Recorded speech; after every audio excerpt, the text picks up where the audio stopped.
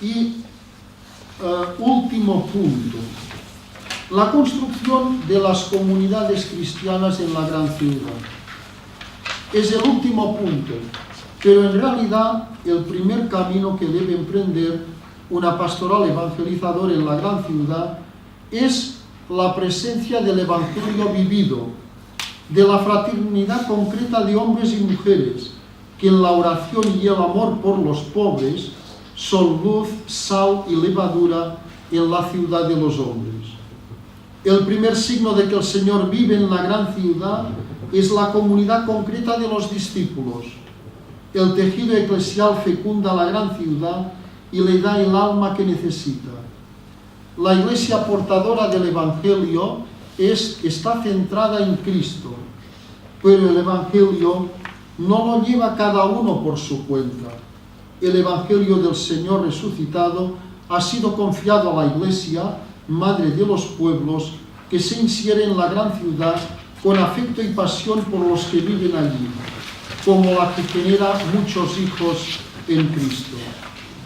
Fijaos que el kairos de la Iglesia de hoy es ser pueblo de Dios.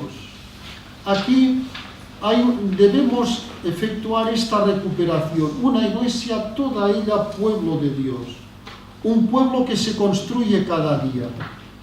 El pueblo de Dios es el sujeto histórico del misterio de la iglesia. Un pueblo de Dios con la participación de todos.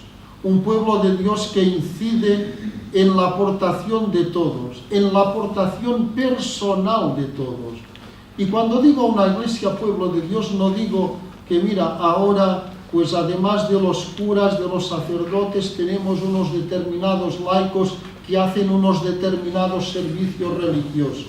No, o sea, me refiero a la vocación del laico de estar inserido en su mundo concreto. La vocación, el concilio dice, el Vaticano II, la vocación secular del laico, incidiendo en su realidad concreta, en la familia, en la profesión, en la literatura, en la economía, en la política, en sus mediaciones sociales, en sus mediaciones culturales, en su vida. Un pueblo que se construye cada día. Y por tanto la Iglesia, en este sentido, no es una realidad cerrada. No se reconoce ni en los números ni en el censo. La Iglesia no puede autolimitarse mediante discursos rígidos. Sin pasión por el Evangelio, un pueblo, y el pueblo de Dios, no puede ser construido. Sin pasión, sin la pasión de Dios por liberar a su pueblo de Egipto, Israel, ¿qué hubiera pasado? Se hubiera quedado esclavo, y esclavo, fijaos, del consumismo urbano garantizado por el faraón. Las ollas de carne y pan en abundancia a cambio de ladrillos y trabajo duro. Del mismo modo, vivir el Evangelio en la ciudad significa reunir un pueblo santo, dando los primeros puestos a pobres y humildes, enfermos y abandonados, niños y ancianos, extranjeros y discapacitados, a fin de que escuche la palabra de Dios y sea un pueblo de paz. Y ahora, aquí, antes de la conclusión, yo quisiera señalar 3 actitudes básicas que necesitamos para realizar pues estos puntos. Primer punto, estamos llamados a cambiar nuestra forma de pensar para llegar a ser una iglesia verdaderamente urbana. La iglesia urbana tiene como punto de partida, fijaos, un acto de fe, de esperanza y de caridad. Acto de fe. Dios vive en la ciudad. ¿Nos lo creemos esto? Después, una actitud de esperanza. Salir a la ciudad y a sus periferias existenciales y urbanas. Y tercero, una opción por la caridad.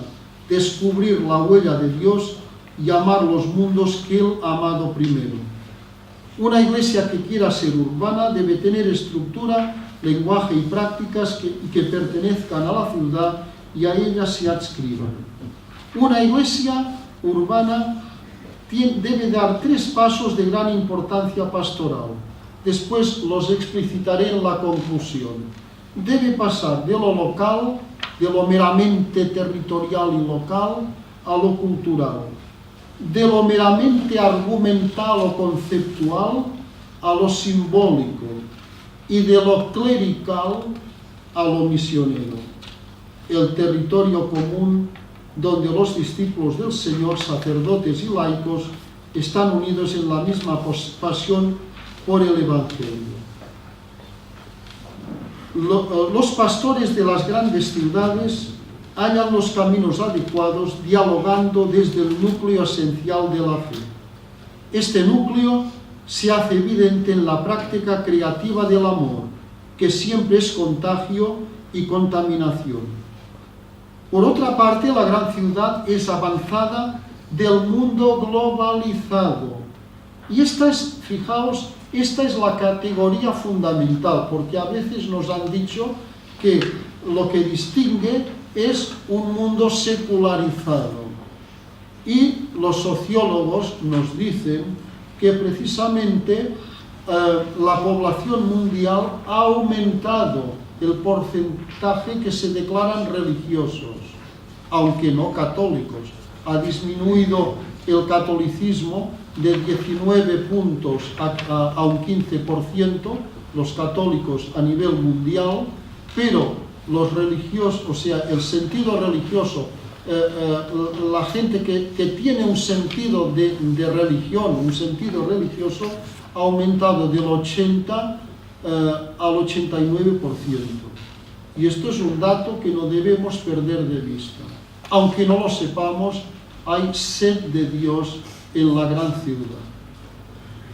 Segundo punto.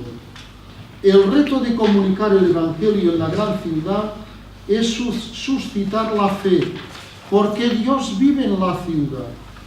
Esto significa que debemos analizar la gran ciudad con los ojos de fe, básicamente de manera teológica, con una mirada contemplativa,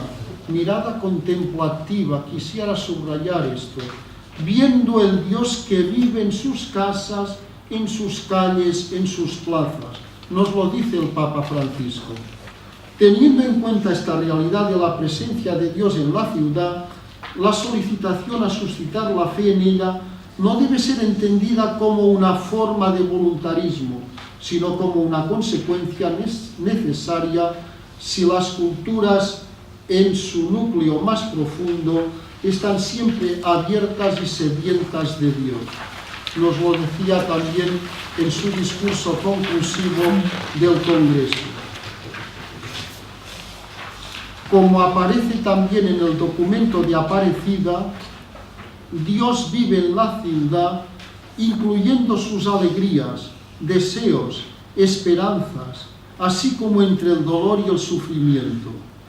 La Iglesia no es una fortaleza, sino madre y maestra en humanidad.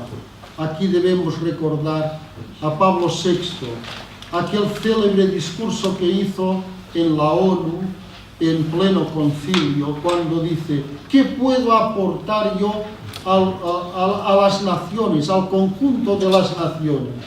¿Qué puedo aportar como representante de la Iglesia?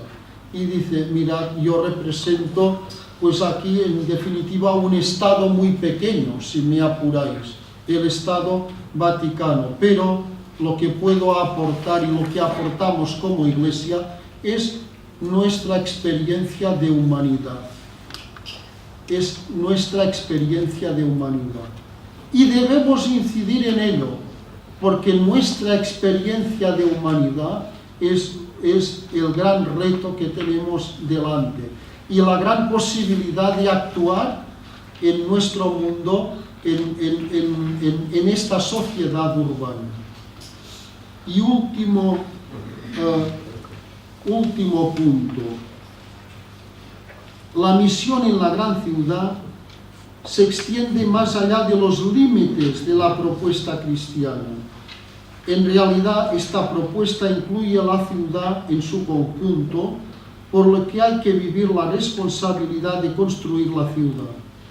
Castells, el sociólogo que nos ayudó, hace la lista de los problemas fundamentales de la ciudad.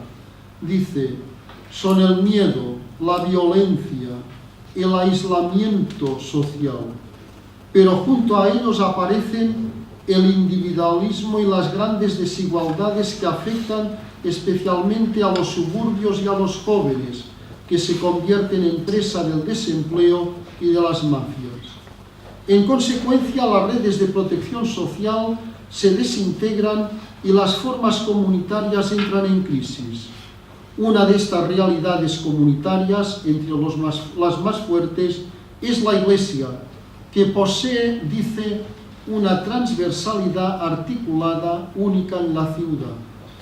Por esta razón, la Iglesia debe entender la ciudad y puede ayudar a transformarla, haciendo de ella un espacio de significados que rebose de amor y justicia, convertida en la ciudad del Señor. En otras palabras, en la ciudad, Iglesia y pueblo se confunden. El pueblo de Dios es como un detonante en el pueblo que habita en la ciudad. Así se manifiesta en Pablo, un hombre de ciudad, un ciudadano romano y un ciudadano de Tarso de Cilicia, el gran misionero urbano de las metrópolis de Oriente, que finalizará su vida en Roma. Así aparece en la carta de Ogneto, un gran texto del cristianismo urbano del siglo II. Dice el texto, el cristianismo es el alma del mundo.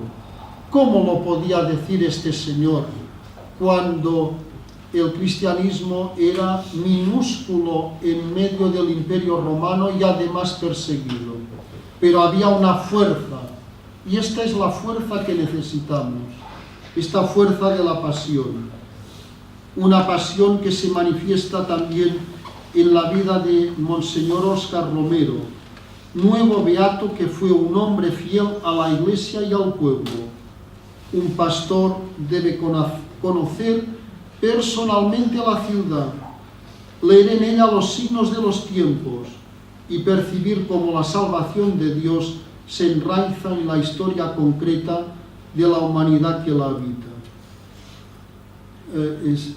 Estamos en pleno año de la misericordia, al amparo del 50 aniversario del Vaticano II, como una extensión de los sínodos sobre la familia que han culminado con Amoris Laetitia, y quisiera concluir estas mis palabras subrayando la maternidad de la Iglesia.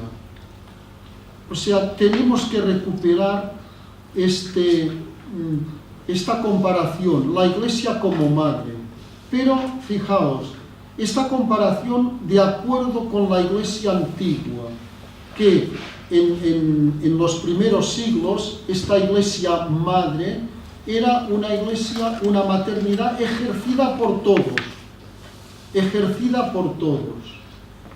San Agustín dice en uno de sus sermones, sois hijos de Dios, habéis sido hijos de Dios, sed también madres. Sed también madres. Debemos recuperar esto. Es lo que pronunció de alguna manera Juan 23 en el discurso de inauguración del concilio. La providencia nos está llevando a un nuevo orden de relaciones humanas. La gran ciudad es el lugar donde cultivar estas relaciones bajo el signo del Evangelio de Jesús, luz del pueblo que camina en esta gran ciudad. Muito obrigado pela sua atenção.